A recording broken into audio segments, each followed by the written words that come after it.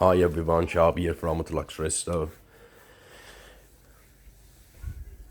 Purpose of this video, I'm looking for a less dustiest home to send this beautiful, gorgeous bike. Honda Super Cup C50 1969. My partner and I picked this up from a farm a few years back.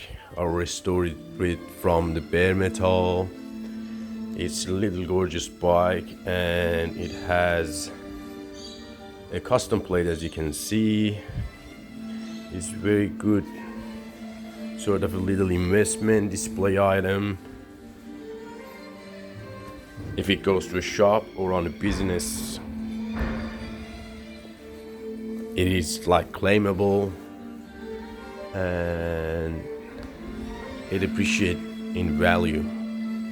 It's a little cool thing. If you like this little gem, get in contact with me and we can talk about it more.